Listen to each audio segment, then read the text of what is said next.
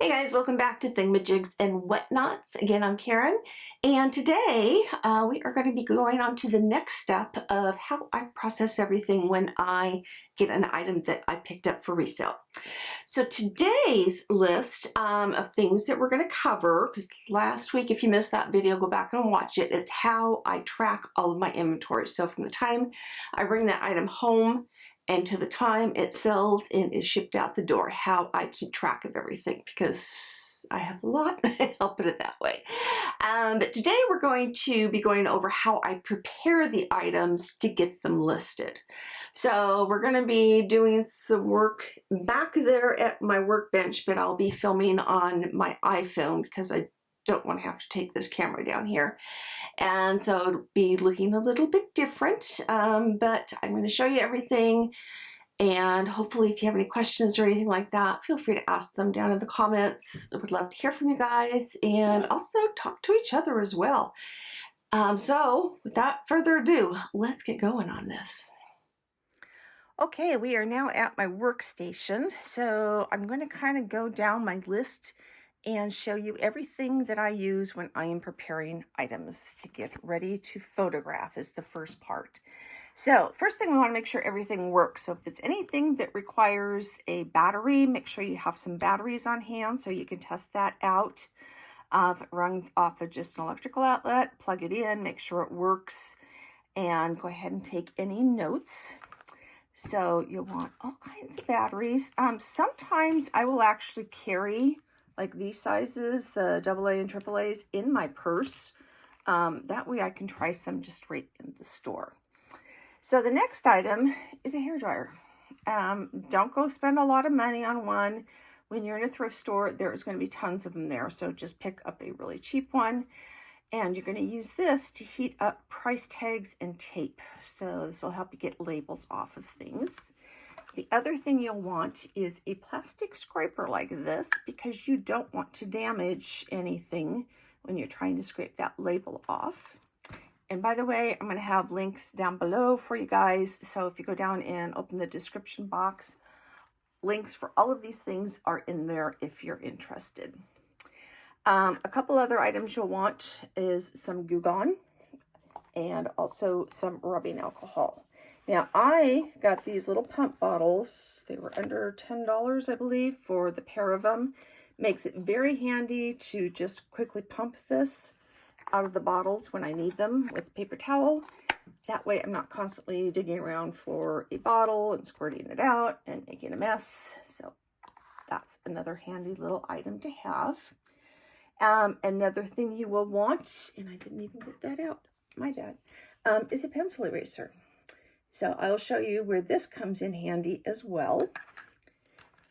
And then you're going to want your paper towels, of course. I actually mounted a paper towel holder down here.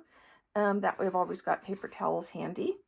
Works out really well for me. And then I keep my extra GooGone and rubbing alcohol, cardboard scraps and stuff down there too.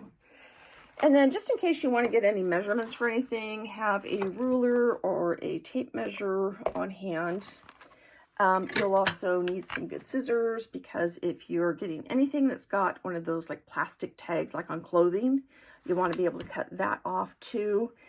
Just in case you want to make any notes, sticky pads and some markers are always another handy thing. And that's what you're basically going to need for supplies for removing labels. So I'm going to show you how I remove the labels. So let me get my camera set up so I can be hands-free for that.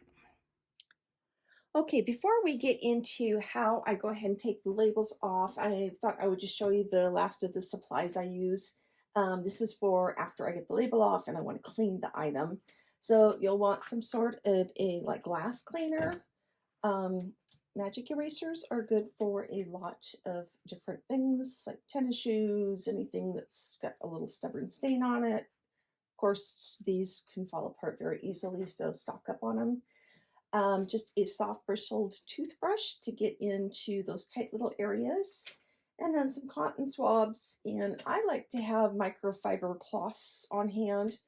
a lot of times when you're using like glass cleaner and paper towels, it'll leave those little white specks all over like glass and stuff, and that shows up in your photos. So I'll wipe things down or dust them with a microfiber cloth to get rid of that.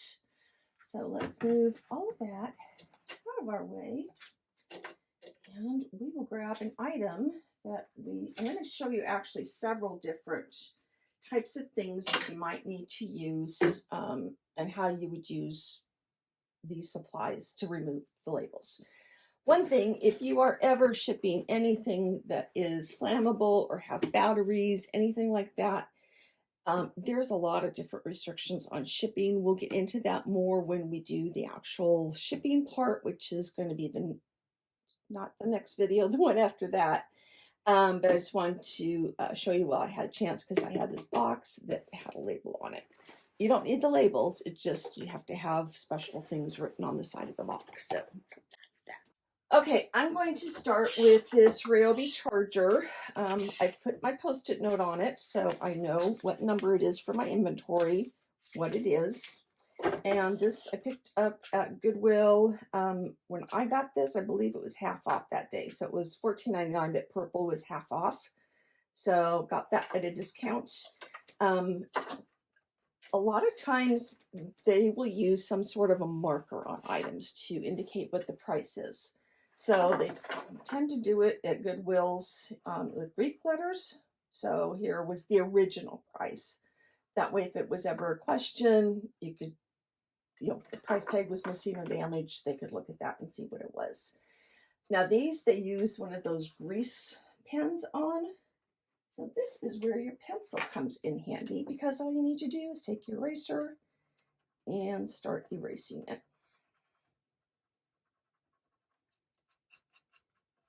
Now that is gone. And then we need to get this label off of here. And my Goodwill has some really sticky ones. I like to try and get this under a corner if at all possible. There we go. And then the hair dryer. So sorry, this is going to be a little noisy. I'll try and speed this up, but I'll use the hair dryer on it for just a little bit.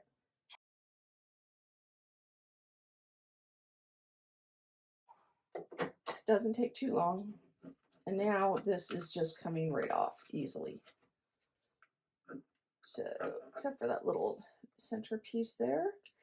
So that is now off. I don't have to deal with that. It did not leave any residue at all, so I don't need to worry about that. This is that clear plastic coating, so I want to make sure that that's kind of clean underneath too. Looks a little goopy. So that's one item that is now cleaned. Now let's look at a piece of glass. So again, I've got my Post-it on there. This is all glass. And I bought this at Desert Industries. Their tags are a little stubborn too, so they don't come off all that easy. Once again, I always try and get just a corner started so that heat has a place to go under. Here's your word of caution, because I've learned this the hard way. If your items are cold for any reason, maybe you have them stored in your garage or out in a shed or something like that, and then you bring them in from that cold and you put a hair dryer on them, what do you think is going to happen to anything that's glass or porcelain? Yes, it's going to crack. So I will bring anything that I think is going to be cold into my room in here, let things warm up overnight so I don't run into that, because I've ruined some very expensive things that way. And I will even go on the low setting on this hair dryer. So you'll just have to learn to start feeling things, and if it feels cold to your touch, then don't warm it up in any way. Let it get to at least room temperature. I'm not doing that enough.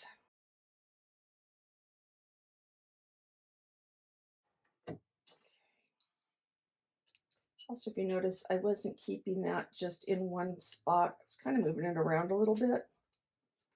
So I just put this in a really awkward spot. Sorry, I can't even see this.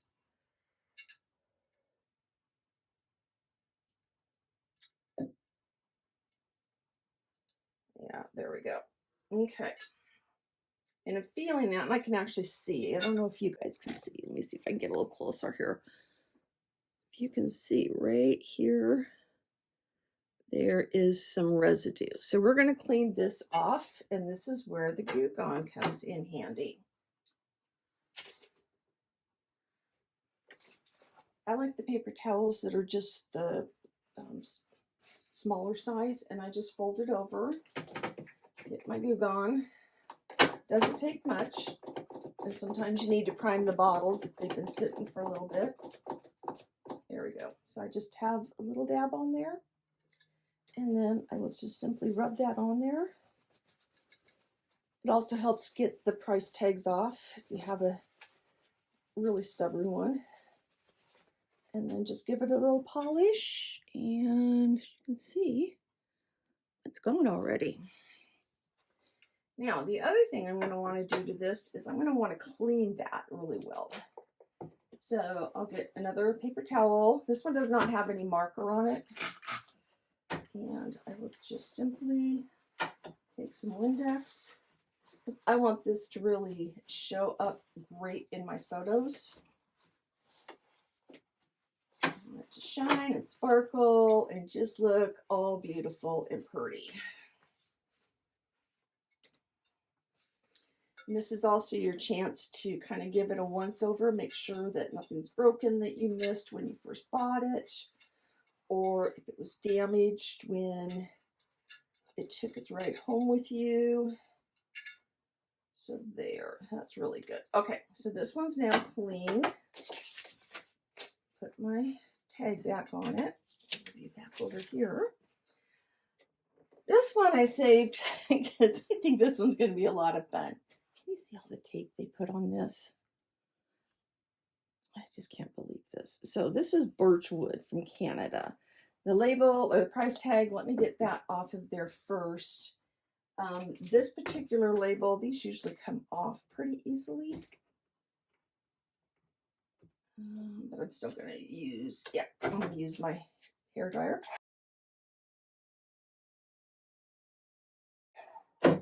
Be careful. These can actually get really hot, so don't have your fingers in there. You can hurt yourself that way.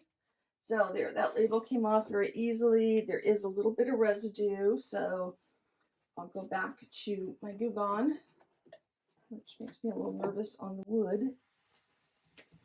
I'm not going to have it saturated. I want it just really lightly in there. There, that took that all off. But look at all that tape. So this is going to be a project. What I want to try and do is find an end, like right here, I think. You can already see that the wood has had some wear and tear on it. So let's start with the old hairdryer. Actually, I think one thing I'm going to do to make life a little easier on me is I'm going to use my utility knife and start to separate these without cutting the wood, hopefully.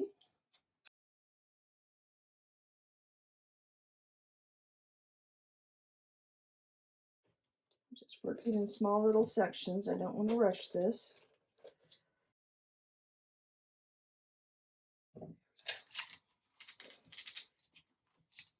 Okay, now we have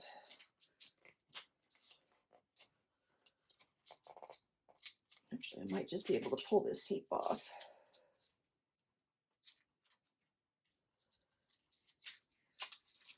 Another thing you want to be careful of when you're buying things in thrift stores, sometimes where they put price tags and they put their tape, it's just going to ruin the item.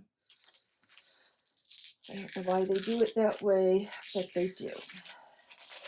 If it doesn't ruin the item, it might ruin like a label that's on it or something. So you just need to be very careful. So there, I've got that apart. That was easy peasy. Just kind of came off on its own. The other thing I wanted to show you is, remember those are $3.99? Well, this particular thrift store it rounds up to the nearest dollar. So it's 4.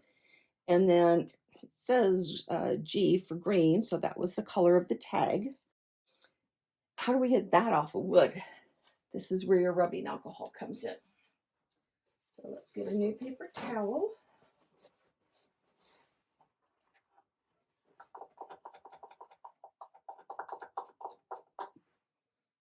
And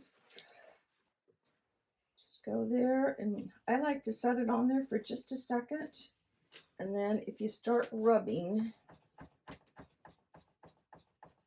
it will start to come off. You can see where it's coming off here. Wood is a really tough one. You have to kind of work at it. You need to be careful that it's not gonna, like, if it's a veneer or something, that it doesn't like take the color off with it too.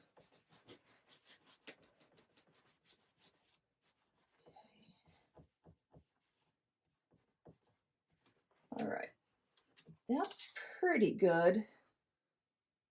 I still see it just a little bit. So one thing I've learned is if you take an eraser sometimes, just getting that top layer off and then taking your eraser to it, that will sometimes get the rest of that off, or break enough of the surface up that you can get it out with a little bit more. So I think that's about as good as I'm going to get with that. You can see it right there. Right there. So we'll come back to these later. Just wanted to show you. Next item. This was a nice little Tuscan creamer, the Love in the Air pattern. It was perfect in the store, but on its way home, it had a boo-boo. So now is our time to really inspect things. So it has a little chip there. It's got a crack. It's got a chip. I have to decide if I really want to go ahead and sell this and just sell it at a discounted price, or do I want to toss this? So I just wanted to show you this one because it is a damaged item. You just need to be on the lookout for those things and note them in your description. And then this one has the markings on the bottom too.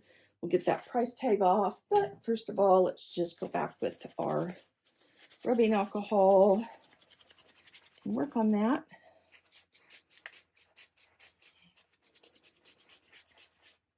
You need a little bit more.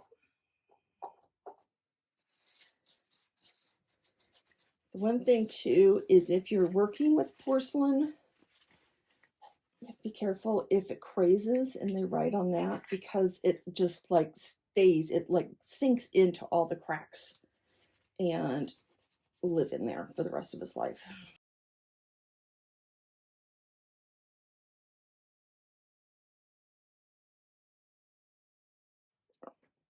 Okay, now we have it, and again, I would just use, for the price tag, I would go ahead and just use the hair dryer and heat that up to get that off of there.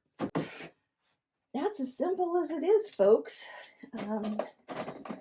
Just a few tools. You don't have to have all this, but it's a good idea to have a lot of it. Again, it's just going to depend on what you're getting into.